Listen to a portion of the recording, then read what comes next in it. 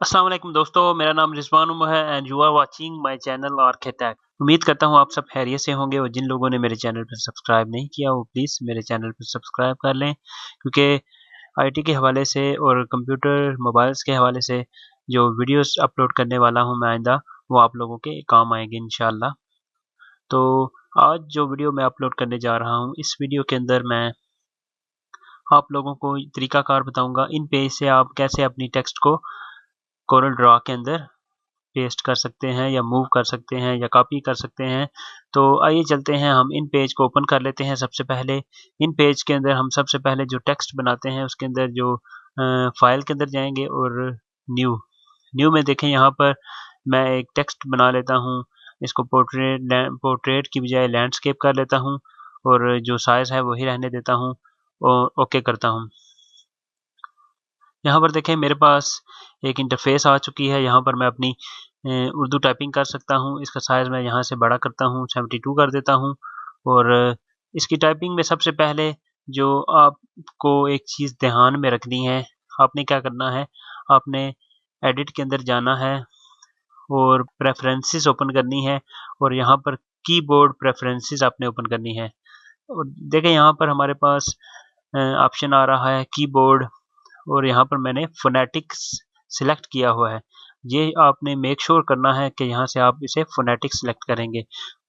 और इसका जो बाकी जो है फ़ारसी है, अरबिक है, कश्मीरी है और बहुत सारे इसमें कीबोर्ड मौजूद हैं। तो मोनोटाइप भी है, लेकिन मैं यहाँ पे फ़ोनेटिक सिलेक्ट करूँगा क्योंकि इसको इस्तेमाल करना हमारे लिए बहुत ज़्यादा आसान होता है। फ़ोनेटिक कीबोर्ड यहाँ से हम इसे व्यू भी कर सकते हैं।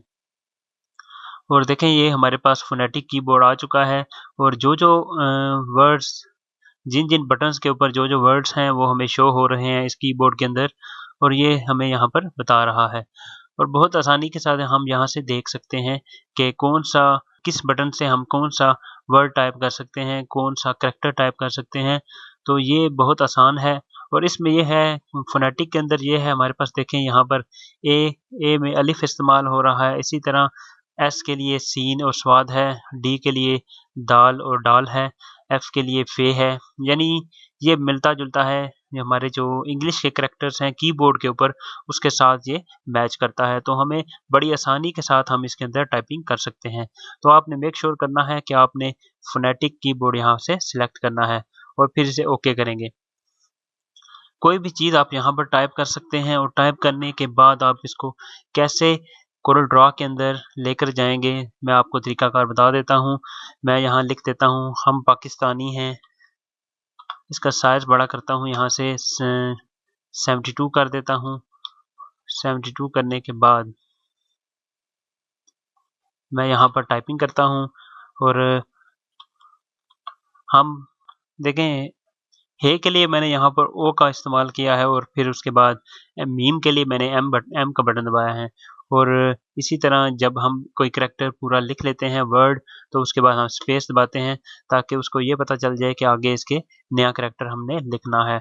उसके बाद मैं लिखता हूँ पी से पे होगा यहाँ पर और उसके बाद ए होगा पाकिस्तानी लिखने के लिए और फिर स्पेस दबाता हूँ और काफ के लिए मैं यहाँ पर लिखता हूँ के और के बाद एस, एस के बाद टी और अलिफ और स्पेस दबाता हूँ और नून के लिए लिखता हूँ मैं एन और जो छोटी ए है उसके लिए मैं आई का इस्तेमाल करूँगा, हम पाकिस्तानी हैं। अब स्पेस दबाऊँगा और फिर हे के लिए मैं यहाँ पर ओ का इस्तेमाल करूँगा और फिर उसके बाद वाई का इस्तेमाल करूँगा और फिर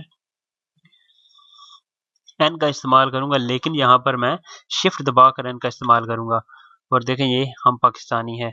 उसके बाद मैं इसको सेव करने के लिए आपके पास क्या तरीकाकार है मैं आपको बता देता हूँ। तो आपने फ़ाइल के अंदर जाना है और आपने इसे एक्सपोर्ट पेज करना है, एक्सपोर्ट पेज। एक्सपोर्ट पेज जब आप इसे करेंगे तब ये आपकी फ़ाइल सेव होगी और इसमें यहाँ पर देखें हम इस फ़ाइल का नाम यहाँ पर हम इसे देने से पहले हम ब्रोज के ऑप्शन के ऊपर क्लिक करते हैं, ब्रोज।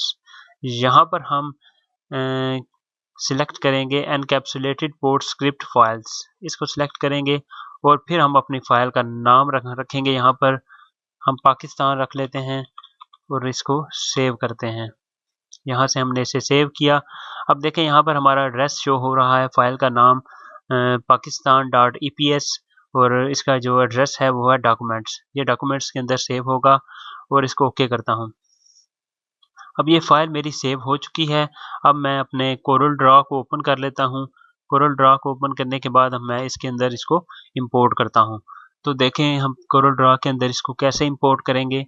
कोरल ड्रॉ ओपन हो चुका है और यहाँ से मैं एक न्यू फाइल बनाता हूँ, नई फाइल बना लेता हूँ। इसका साइज मैं रख लेता हूँ 1920 बाय 1080 और इस फाइल का नाम जो भी रख लें, पाकिस्तान रख लें और इसको ओके करें। और ये फाइल आपके सामने ये एक नई बन चुकी है। और जब आपने ये आपके पास सामने कैनवस शो हो रहा है, इसके ऊपर आपने सबसे पहले यहाँ से अपना एरिया सिलेक्ट करना है। यहाँ से रेक्टेंगल टूल के ऊपर जाएं और इसको सिलेक्ट कर लें और यहाँ से हम इस सारे एरिया को सिलेक्ट कर लेते हैं जहाँ पर हमने अपना काम करना है, जो एरिया हमें चाहिए। इसको मैंने सिलेक्ट कर लिया और सिलेक्ट करने के बाद यहाँ पर देखें सेकंड लास्ट के ऊपर एक ऑप्शन शो हो रहा है, इंटरेक्टिव फिल टूल।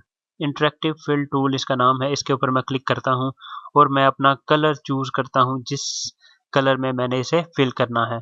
तो इसका कलर मैं चूज कर लेता हूँ यहाँ से ब्लू। तो ये देखें यहाँ पर ये ब्लू हो चुका है।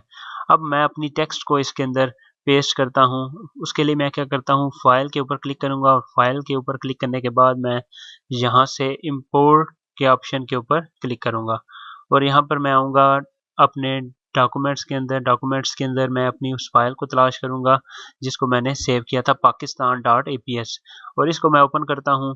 ओपन करने के बाद देखें यहाँ पर हमारे पास ऑप्शन शो हो चुका है इंपोर्ट EPS। तो इसको आपने इंपोर्ट एज एडिटेबल करना है और टेक्स्ट के ऊपर ही आपने क्लिक करना है और फिर आपने ओके करना है और जहां पर आप इसे रखना चाहते हैं माउस को पॉइंटर को वहां लेकर जाएं और आप वहां पर जाकर इसे क्लिक करें। तो देखें यहाँ पर ये फाइल आपकी सामने आ चुकी है और आप इसको मूव कर सकते हैं। दरमियान से आप इसको पकड़ेंगे तो ये मूव कर सकती है और अगर कॉर्नर से इस तरह पकड़ेंगे तो इसको शायद आप छोटा बड़ा कर सकते हैं। देखें ये फाइल यहाँ पर आ चुकी है। अब आप इसका कलर भी यहाँ से चेंज कर सकते हैं, जो भी कलर आप चाहें इसका यहाँ से सिलेक्ट कर सकते हैं। तो ये इस फाइल को हमने बड़ी आसानी के साथ इसके अंदर यहाँ पर इंपोर्ट कर लिया है। अब अगर आप जो आपने फाइल है इस फाइल को आप JPG फाइल के तौर पर यानी इमेज फाइल के तौर पर आप सेव करना चाहते हैं तो आप यहाँ से फाइल के ऊपर क्लिक करें और फाइल के ऊपर क्लिक करने के बाद एक्सपोर्ट के ऑप्शन के ऊपर आपने क्लिक करना है। अब यहाँ पर एक्सपोर्ट के ऑप्शन के ऊपर जब आप क्लिक करेंगे तो यहाँ पर देखें नीचे जो ऑप्शन शो हो रहे हैं बहुत सारे हैं। तो जो बाय डिफ़ॉल्ट ऑप्शन सिलेक्ट होगा वो होगा JPG बिटमैप्स। तो आपने इसे ही चूज रहने देना है और एक्सपोर्ट करना है। ओके करेंगे और उसके बाद ये ऑप्शन आपके सामने शो होगा एक्सपोर्ट टू JPEG।